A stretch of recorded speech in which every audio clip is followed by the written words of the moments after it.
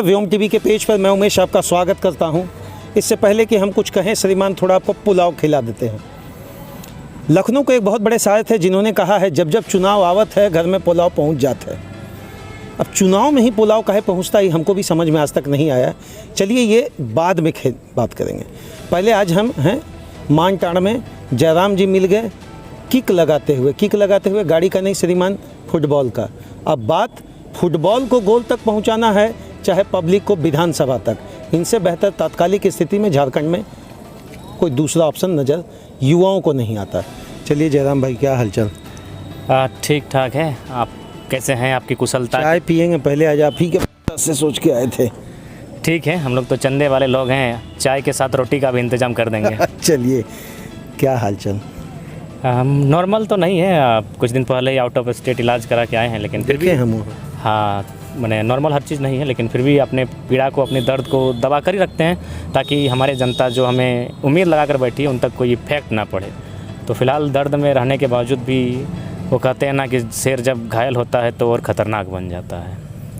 मतलब ये मान के चले कि कहीं ना कहीं घायल हुए हैं थोड़ा सा? हाँ, स्वाभाविक है। हम भी, मशीन जवाब देती है, मशीन को चार्ज करना पड़ता है, हम तो इंसान हैं।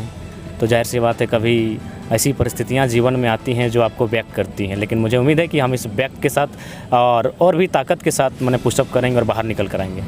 मैच चल रहा है पूरा मानटाड़ की धरती पे? हाँ, चल रहा है, चूँकि इसी ग्राउंड से अगर आज मैं अपनी व्यक्तिगत बात कहूँ, मेरी स्टेमिना की बात कहूँ, आज राज्य में जो मुझे पहचान मिली है, आज मैं जो अपना 4 घंटा कंटिन्यू स्पीच को रखता हूँ, अपनी जो इन्फॉर्मेशन को इकट्ठा रखता हूँ, इसका मतलब सारा श्रेय इस ग्राउंड को जाता है। इसी ग्राउंड कहीं ना इमोशनल और साइकोलॉजिकल दोनों टच है इस ग्राउंड। हाँ, इस ग्राउंड से मुझे अगर पहचान मिली है तो इस ग्राउंड से मिली है। इससे पहले मैं एक अच्छा स्टूडेंट था, फर्स्ट क्लास आता था, क्लास में टॉप करता था, लेकिन वो क्लास तक सीमित था। लेकिन जब मैं ये ग्राउंड में आया तो खेलें तो खिलाड़ियों से पहचान मिली, जब माइक पकड़ के बातों को रखा तो दुगनी पहचान मिली। और बहुत सारे लोग आज भी, अगर इस क्षेत्र में 2-3 साल पीछे चले जाएंगे कोरोना से पहले, तो लोग कहते हैं कि हम लोग फुटबॉल देखने के साथ साथ उस शख्स की आवाज़ को सुनने आते थे। तो ये आवाज़, ये वक्ता का रूप, ये बात, ये बोलचाल की शैली इसी ग्राउंड से हमें हासिल हुई है, और मुझे बनाने में इस ग्राउंड का रोल है। टाइगर बुलबुल क्या पब्लिक को डराते हैं क्या? नहीं, पब्लिक हमें प्रेम करती है, डर उन्हें लगता है जो गलत है। टाइगर के समीप कोई जाता है, आप हमको अब दिग्भ्रमित कर रहे हैं। अब टाइगर शब्द से आपको सुशोभित कर रहे हैं लोग, कहीं ना कहीं मुझे भी डर वाली बात दिमाग में आती है कि कैसे आम आदमी इस चीज़ को ले। नहीं, आज के डेट में अगर सबसे तो किसी को किसी से डर है तो बाकायदा लोगों को प्रेस से डर लगता है। सही बात है, एक अच्छी प्रेस से बुरे लोगों को डर होना चाहिए, क्योंकि प्रेस स्वतंत्र होती है, इंडिपेंडेंट होती है। और इसलिए डर की अगर बात कहें तो आपसे बड़ा कौन है, हम तो एक साधारण सा मानव हैं। चुप क्यों रह रहे हैं आजकल, समझ में नहीं आ रहा है। कभी कभी वो कहते हैं ना कि तजुर्बे ने शेर को खामोश रहना सिखा दिया, कि तजुर्बे ने शेर को खामोश रहना सिखा दिया, दहाड़ कर शिकार नहीं किया जाता है। अगर दहाड़ेगा शेर तो भूखा मर जाएगा, शिकार भाग जाएगा। तो इसलिए तजुर्बा, 2 साल के तजुर्बे ने मैंने अभी सीखा कि कभी कभी चुप रहना चाहिए, कभी कभी खामोश रहना चाहिए। और ये भी कहा गया है कि मतलब जब आंधी और तूफान चलता है तो बड़े बड़े बरगद उठा के पटक दिए जाते हैं, लेकिन ये मामूली दुबघास बच जाता है, क्योंकि झुकना जानता है, इसमें विनम्रता है, ये शांत रहना जानता है। तो कभी डुमरी में ही खाली चुप हैं क्या, कि और भी कहीं चुप दिखते हैं? और तो कहीं चुप नहीं दिख रहे हैं जयराम भाई।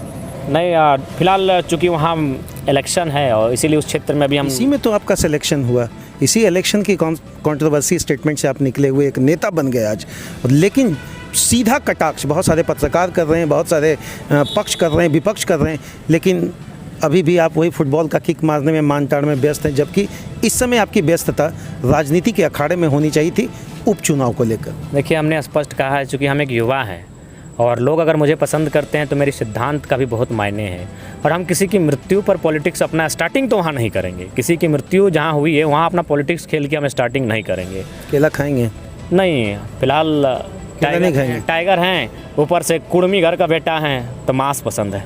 सीधा बात। अच्छा, ये बताइए, कुर्मी वाली जब बात आती है तो सारे नेता जो गोलबंद हो जाते हैं वहाँ पर अलग हो जाते हैं टाइगर जी।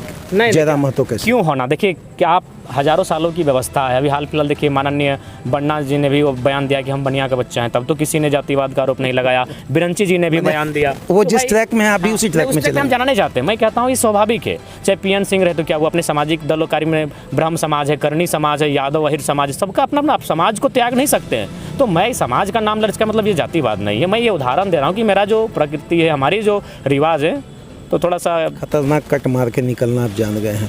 हम खींच कर डुमरी ला रहे हैं, आप हमको खींच कर धनबाद घुसा रहे हैं।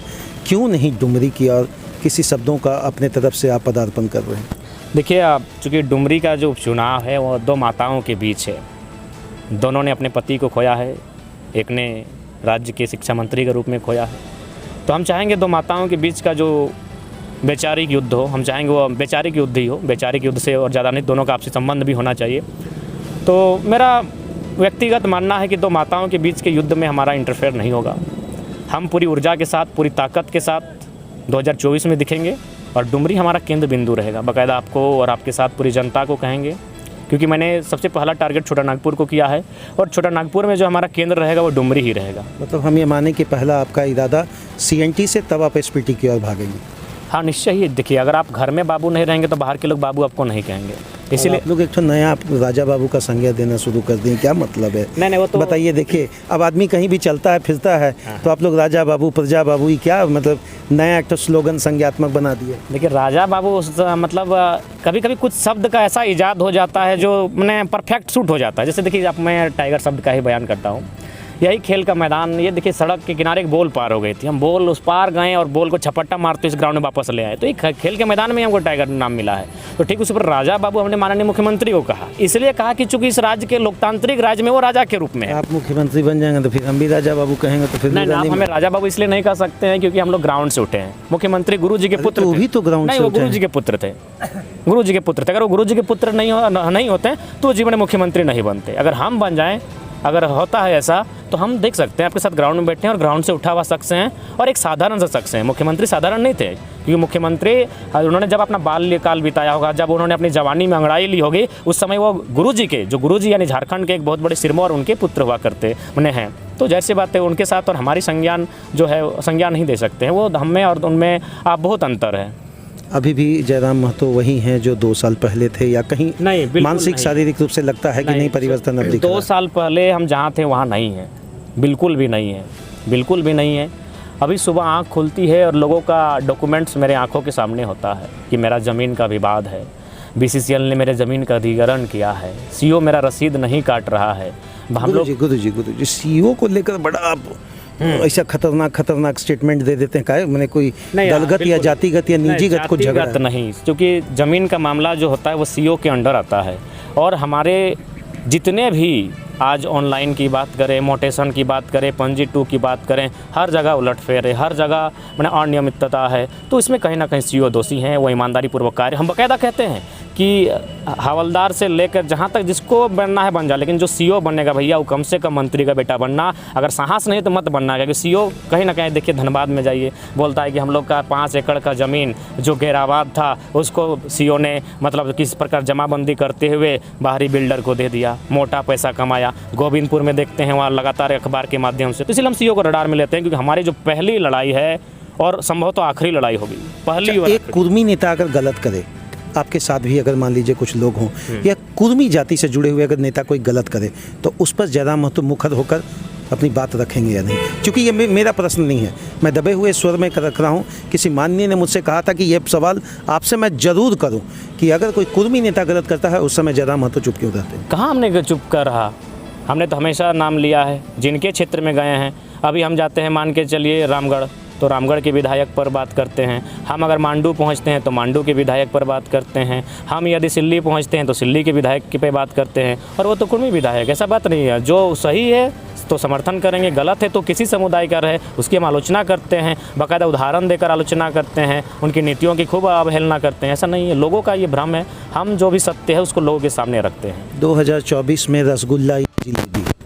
रसगुल्ला होगा तो बड़ा आसान तरीके से लोग उसको हजम कर लेंगे, लेकिन जिलेबी का आकार कहीं ना कहीं राजनीति में एक प्रतिबिंब छोड़कर जाता है। तो हम क्या माने, जयराम महतो का जो सोच है रसगुल्ला वाले सोच से हम उसको वेरी करें या जिलेबी जैसे? नहीं, रसगुल्ला और जिलेबी संभव नहीं है, वो शहर का चीज़ है और हम लोग गाँव वाले हैं। हम लोग आलू और बैंगन का भरता ही खिलाएंगे। पकड़ाइएगा नहीं, है ना? नहीं, बिल्कुल नहीं। आलू और बैंगन का भरता देकर आपका सिंबल किस तरफ है? देखिए, आलू और भरता को लेकर हमारे सिंबल, देखिए जहाँ तक सिंबल का सवाल है वो तो एक ऐसा सिंबल होगा जो लोग प्रतिदिन उसको देखते हैं, सुनते हैं, समझते हैं।